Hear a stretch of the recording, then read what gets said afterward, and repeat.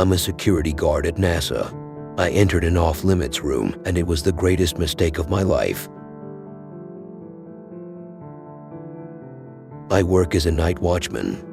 I operate in a building owned by a government agency. They specialize in science and research related to space exploration.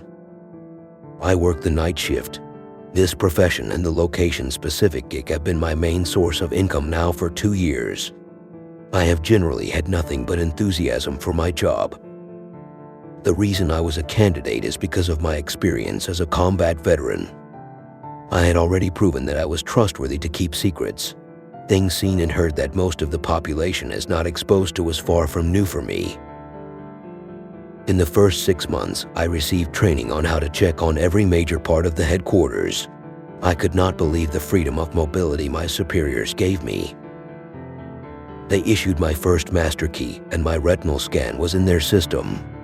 I patrolled a building divided into 4 sections.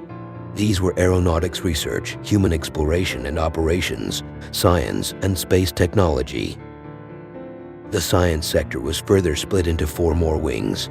They were astrophysics, earth science, heliophysics, and planetary science. I entered areas usually restricted from the public. I signed non-disclosure agreements swearing the utmost confidentiality. After these steps, I could go anywhere on the property.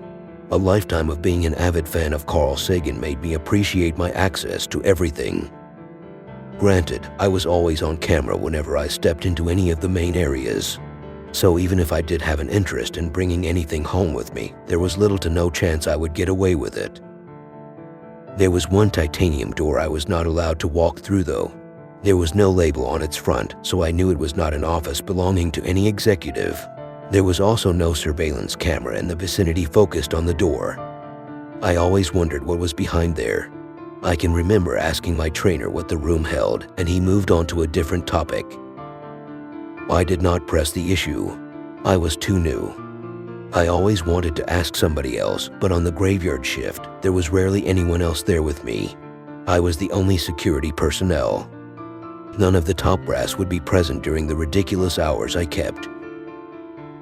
I came to form a semi-close relationship with one of the surveillance agents named Tom. He would usually clock in around 7 a.m. During brief morning moments, we established a rapport. I once asked him what was behind the door. I even had Starbucks delivered in an attempt to bribe him. It was once used as an archive of various life forms found in the ocean, he said with a shrug. Not completely sure. It's used for discarded down parts that engineering has no use for anymore, if I had to guess. One night I walked by the door. Everything was completely silent. I would break policy and listen to a podcast through Bluetooth while doing my checks. On this particular night, I was enjoying nothing more than the sound of my footsteps as I paced the halls. That was when I heard a scream. I slammed my fist on the door. I announced myself as trained if they needed help. Everything became quiet again. I contemplated what I should do. Giving my director a call and asking for further guidance was a surefire way to irritate him. Still, my conscience did not tolerate the notion of ignoring a cry for help. My mind always went to the worst-case scenario. I retrieved my cell phone and called someone of higher rank. At first, he listened to my recounting. Once I gave him the geographical location of the entranceway, his tone changed. He became dismissive. "It's creaky pipes," he said. "Put in a work order for the maintenance team to take a look at it in the morning."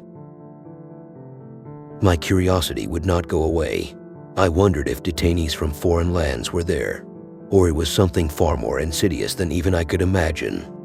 My paranoia only grew. One morning when Tom walked in, I pulled him to the side. We spoke in a vestibule which led to a computer room.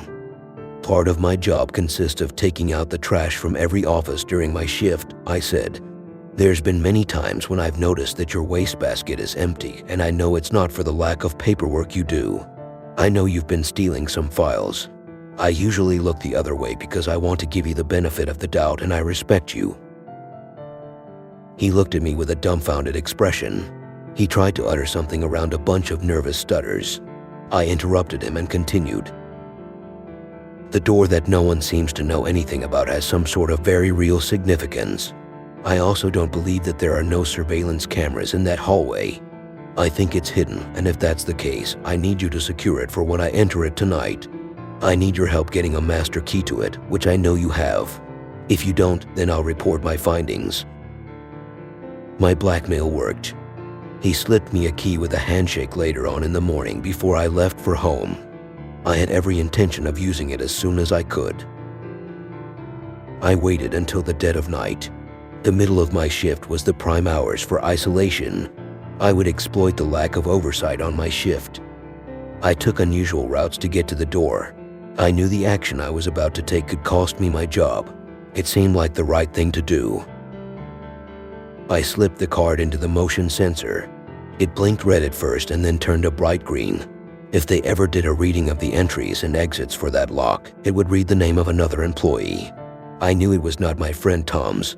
I wondered how long he had been pilfering such top-tier company-related property. The door cracked open. When I walked in, the chamber was completely black. I took a few more steps in.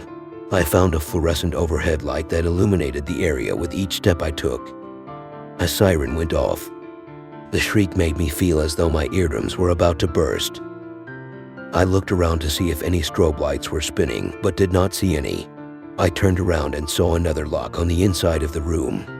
It was near a metal slab that held stacks of manila envelopes. I put the key into it, and the alarm ceased. Although I had made the trouble signal evaporate, I still expected men with guns drawn to crash in. I expected shouted orders to get down and surrender. I had a nightmarish vision of someone putting a black bag over my head. I knew they would bring me to a secret prison on an island in the middle of nowhere. I gazed around the room. Everything seemed primitive. There were large machines that looked as though they came off of a battleship from the 80s. They were rust-covered and grimy. There were so many metallic, spindly, and industrial contraptions. Cobwebs and dust blanketed everything. In each corner of the ceiling were large speakers, and they were not a brand I recognized. It seemed as though they were custom-built for this place. I turned the corner and peered into the adjacent room. I could not believe what I saw. A podium with illustrations of seraphim wings stood in the center of the domain, a circular glass encasement wrapped around the top. I approached it and peered through the translucent barrier. A horrible smell greeted me. I found another slot. I used the key once more to get the glass to retract and fold so I could see the contents on top of the slab. It was a thick stack of yellow legal pads. Each page contained finely printed chunks of text in fine calligraphic handwriting. I began reading from the top. I flipped through the pages. I found the author to be a well-known scientist I had small interactions with regularly. The document began. Within the last few months, I have received a series of acoustic sound waves. The scales I used to track their sonic trajectories gave me accurate measurements. I have determined that it comes from the asteroid Icarus. These readings make it even more difficult to capture. Their erratic and unpredictable distances are challenging. They formulated actual syllables, albeit unfamiliar ones. Their sound was guttural and diaphragmatic. There was a strange aggressiveness to the vocal cord projection. I transcribed each one painstakingly. I ran everyone through an archived database to see if there were any matches. My decision to do so was random and experimental with the lowest of expectations. What I discovered is they did form a language from here on Earth. It was one created by English Renaissance occultists John Dee and Edward Kelly.